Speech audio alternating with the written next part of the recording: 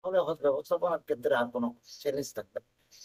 এবার একটা বিষয় খুব আলোচিত হয়েছিল, পানির জাহাজে করে হজে যাওয়ার বিষয়টি। এই বিষয়ে কোনো অদ্ভুত আছে কিনা? আচ্ছা আচ্ছা, আপনি খুব ভালো।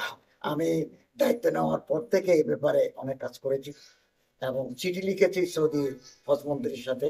ওনার সাথে তখন আমার সাক্ষাৎ হয়েছে জানুয়ারি মাসে। আমি মৌখিকভাবে ওনাকে অনুরোধ করেছি। উনি আমারে বলেছেন যে আমি একটু পরীক্ষা নিরীক্ষা করে দেখি। পরীক্ষা করে উনি আমাদেরকে চিঠি লিখে জানিয়েছেন যে আমরা রাজি, সম্মত আছি। ওনাদের পক্ষ থেকে সৌদি আরব পক্ষ থেকে কোনো বাধা নেই। কিন্তু বাধাটা আমার দেশের পক্ষ থেকে, সেটা হচ্ছে আমাদের ওখানে যাওয়ার জন্য যেই মানে পানির জাহাজ প্রয়োজন সেটা বাংলাদেশে। তো কর্ণফুলী বিল্ডার্সের সাথে আমরা কথা বলেছি। ওনারা বললেন এই জাহাজ বিদেশ থেকে আসতে হবে, আনতে গেলে সময় লাগে। প্রায় কয়েক হাজার কোটি টাকার ওনাদের একটা প্রকল্প আছে। সময় স্বল্পতার কারণে এই জাহাজ এনে হাজিদের উপযোগী করা আমাদের ছিল। এবার হজ সম্পন্ন করে আমরা গণপতি বিদ্যার ভিত্তিতে কিন্তু আমরা কথা বলেছি, আমরা এটাতে আবার হাত দেব। আশা করি পরের বছর হাজির সাথে পানির জাহাজে যেতে পারবেন। এতে করে বিমানের যত ভাড়া 40% কম হবে পানির জাহাজ, এবং পানির জাহাজে যেতে মান স্বচ্ছন্দ বোধ করেন। এবং যেতে লাগবে 7 দিন 8 দিন, যাবেন 7 দিন 8 দিন। এই 7-8 দিন ওখানে গ্রুপ স্টাডি, ফজর মুসলা মাসাইল, এবাদত জিকির আজকার এগুলো করার সুযোগ পাবে। অনেকেই আমাকে বলেছেন যে এটা করলে আমাদের হাজিদের সংখ্যা বৃদ্ধি পাবে। আমরা প্রতি বছর ওই কোটা থেকে 40,000-এর মতো আমরা সারা দিই। পানির জাহাজে চালু করতে পারলে আমার মনে হয় আমাদের আর করতে হবে, সান্ডার করতে হবে না। মানুষের মধ্যে একটা উৎসাহ উদ্দীপনা কাজ করছে। স্যার, আরেকটা বিষয় এখানে আলোচনা হলো, গাড়ি ভাড়া এখানে কিছুটা কমেছে, তারপর বিমানের ভাড়া এবছর একটু কমানো হয়েছে।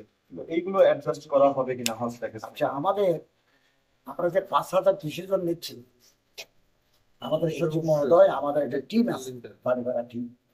ওনারা অত্যন্ত পরিশ্রম করে বাড়িতে বাড়িতে গিয়ে কম রেটে অধিক ফেসিলিটিস পাওয়ার জন্য ওনারা করেছেন।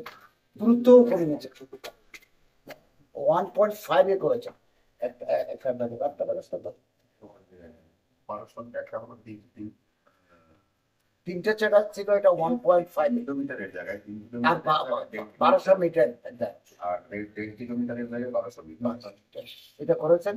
এবং আমরা হিসাব করে দেখবো, যদি আমরা সাশ্রয়ী মূল্যে আমাদের ঘোষিত প্যাকেজের চাইতে সাশ্রয়ী মূল্য ব্যবহার করে থাকি, তাহলে আমরা ওদের শেষে হাজিদের টাকা ফেরত দেবো, আমরা রিফান্ড করবো। অতীতেও আমরা করেছি, 23,000 থেকে 60,000 টাকা পর্যন্ত আমরা হাজিদেরকে ফেরত দিই আমাদের সংশ্লিষ্ট অ্যাকাউন্টে। গভর্নমেন্টের মাধ্যমে যারা যান তাদের ফেসিলিটিস বেশি এবং এগুলো ট্রান্সপারেন্ট। এজেন্সির মাধ্যমে যারা যান তাদের মধ্যে খুব ভালো ভালো এজেন্সি আছে, তাদের সৌদি ইনফরমেশন সমান পাই। এ ক্যাটাগরি আছে, বি ক্যাটাগরি আছে। অল্প সংখ্যক একেবারে আমাদের বিরক্ত করে, 8 বার রিমাইন্ডার দিয়েও তারা রেসপন্স করে না। এগুলো আমাদের একটি বিব্রতকর অবস্থা আছে। আশা করি এবার খুব সুন্দরভাবে আমরা হজ সম্পন্ন করতে পারবো। বিমান ভাড়া বিষয়টা ছিল, বিমান ভাড়া তো কমেছে এবার। 1,65,000। আমরা আশা করছি যে বিমানের ভাড়া নিয়ে কোনো সিন্ডিকেশন, বিমানের ভাড়া বৃদ্ধি করার সুযোগ থাকবে না। আমরা এই ব্যাপারে সুন্দর বিমান চলাচল মন্ত্রণালয়ের সচিবের সাথে ক্লোজ মনিটরিং করছি। আমাদের সাথে আমার যোগাযোগ আছে। আশা করি হাজিদের টিকিট নিয়ে কোনো ধরনের 2 নম্বরই অথবা সিন্ডিকেশন করে দাম বৃদ্ধি করার সুযোগ থাকবে না। আমরা তৈরি থাকবো। ভাড়াটাও কমেছে, কমেছে। ঘোষণার পরে কিন্তু ভাড়াটা কমেছে, মাননীয় প্রধান উপদেষ্টা বলেছিলেন। এই বিষয়ে যদি টাকা যদি সমন্বয় করতে হয়, আপনারা কোনো ব্যবস্থা নেবেন কিনা? বলেন। না, সেটা আমি একটা প্রশ্ন করলো যে আমরা যদি সিভিল এভিয়েশন মিনিস্ট্রির সাথে কথা বলছি, সিভিল এভিয়েশন মিনিস্ট্রির সাথে কথা বলবো বেসিক্যালি হজ ব্যবস্থাপনা সংক্রান্ত যে নির্বাহী কমিটি, সেখানে সিদ্ধান্ত ছিল বিমানের সাথে কথা বলে 1 লক্ষ, গত বছর ছিল 1,98,000, সেটা পরিবর্তে 1,70,000 সেটা প্যাকেজে ঘোষণা করা হয়েছে। মাঝখানে যে ঘোষণাটা দিয়েছে, যারা ওমরা প্যাসেঞ্জার ছিল, ওমরা যাত্রী ছিল, তাদেরকে এটা বলেছে। তো সেই জিনিসটা আমরা ইয়ে করবো, ক্লেম করবো সিভিল এভিয়েশন মিনিস্ট্রির সাথে, এটা আমরা নেগোসিয়েট করবো। ওই জিনিসটা যেন হাজিকে ক্ষেত্রেও কনসিডার করা হয়।